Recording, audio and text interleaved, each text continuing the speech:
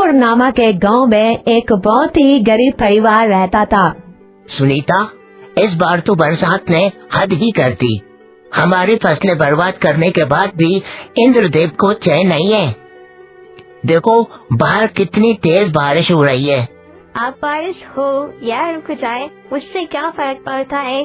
हमारी पूरी फसलें तो बर्बाद हो चुकी है, हमारी मेहनत पूरी बर्बाद हो चुकी है। सुरेश अपने माता पिता की ये सब बातें सुनकर बहुत परेशान रहता था। सुरेश उसी समय अपने घर से बाहर चला गया और पानी से भरे लपालप अपने खेत की ओर देखने लगा। आखिर कब तक ये फसलें हमें खिलाती रहेंगी। भले ही मेरे माँ बाप मुझसे कुछ नहीं कहते, लेकिन मेरा भी तो कुछ फर्ज बनता है उनके प्रति। तभी सुरेश का एक दोस्त सुरेश के पास आता है और सुरेश से कहता है, क्या बात है मेरे दोस्त सुरेश, तुम इन खेतों की तरफ क्यों देख रहे हो?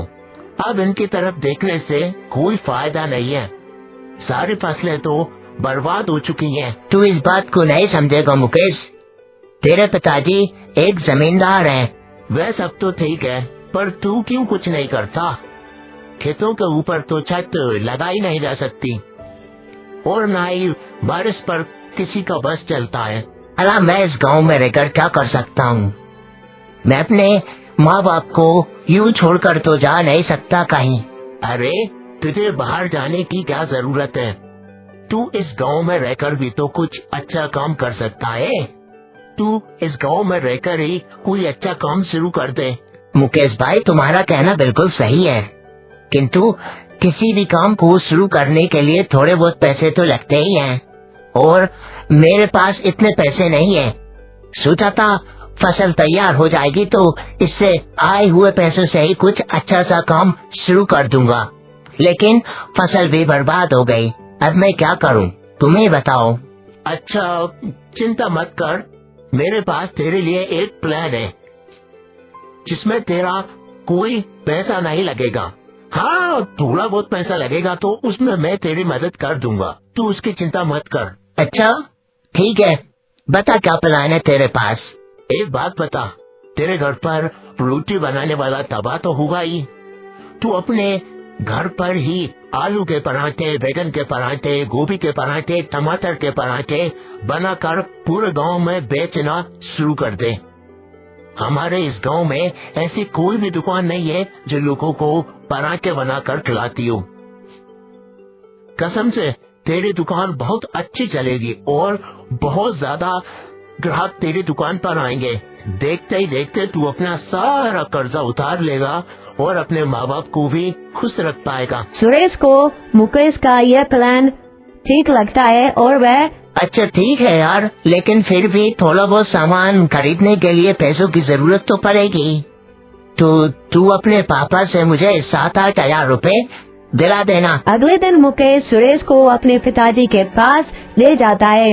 वह गाँव के जमींदार थे। ठीक है, तुम इस गांव के ही हो और मैं तुमको और तुम्हारे पिताजी को बहुत अच्छी तरह से जानता हूँ। मैं तुम्हें पैसे देने के लिए तैयार हूँ, लेकिन अगर तुम 3 महीने के अंदर मुझे पैसे ना लौटा पाए तो मुझे गुंडा मत कहना, ठीक है? अरे पापा कैसी बात कर रहे हो, ये आपके पैसे लेकर कहाँ जाएगा? वह तो मैं जानता हूँ, मुझसे बिना पूछे कोई भी इस गांव से बाहर नहीं जा सकता, लेकिन मुझे मेरे पैसे तो टाइम पर ही चाहिए, चाहे वो तेरा दोस्त हो चाहे वह तू खुद ही क्यों ना हो, मुझे उससे कोई मतलब नहीं। ठीक है, आप मुझे पैसे दे दीजिए। अगर मैं 3 महीने में आपके पैसे नहीं लौटाता तो फिर आप जो चाहे वह मेरे साथ कर सकते हैं। सुरेश के पास जमींदार से पैसे लेने के अलावा और कोई रास्ता नहीं होता है। उसे अपने घर के हालात दिखाई दे रहे होते हैं और वह जानता है कि अगर जल्दी पैसे लेकर कोई बिजनेस या व्यापार चालू नहीं किया तो उसका परिवार भूखा मरने लगेगा। इसीलिए वह जमींदार से कर्ज लेने के लिए मजबूर हो जाता है। ठीक है, अब तो आराम से जा और अपना काम शुरू कर। देखना, मुझे पूरा विश्वास है कुछ ही दिनों में तेरा आलू पराठे का, गोभी पराठे का व्यापार बहुत ही अच्छी तरीके से चलने लगेगा और तू कुछ ही दिनों में मेरे पिताजी के सारे पैसे लौटा देगा। मैं जानता हूँ, और वैसे भी इस गांव में फास्ट फूड के कोई भी दुकान नहीं है, तो तेरा धंधा बहुत अच्छा चलेगा। तू इस बात की चिंता बिल्कुल मत कर, अब जा। लेकिन कहते हैं ना कि जिस इंसान के पास अगर एक बार समस्या आ जाए तो वह उसका कभी पीछा नहीं छोड़ती, या फिर चाहे जिस इंसान के पास एक बार सफलता आ जाए तो वह उसका जीवन भर कभी पीछा नहीं छोड़ती। अगले दिन सुरेश आलू के पराठे, गोभी के पराठे का एक ठेला लगाकर बेचने लगता है। बेटा, मुझे लगता है कि मुझे भी इस काम में तेरी मदद करना चाहिए। अरे नहीं पिताजी, अभी तक आप ही तो सारा काम करते आए हैं, आप कुछ काम मुझे भी करने दीजिए। मैं आपको कोई भी तकलीफ नहीं देना चाहता, आप जाइए, मैं सारा काम कर लूँगा। सुरेश के ज्यादा जिद करने पर सुरेश के पिताजी घर के अंदर चले जाते हैं। तभी सुरेश की माँ सुरेश के पिताजी को देखकर कहती है, चलो अच्छा है, कम से कम हमारे बेटे की आंखें तो खुली। वह कुछ काम तो कर रहा है, चलो उसे अपने मन के हिसाब से काम करने दो। उसका जवान खून है, देखना वह जल्दी ही तरक्की करेगा। तुम इस बात की चिंता मत करो और उसे अब काम करने दो।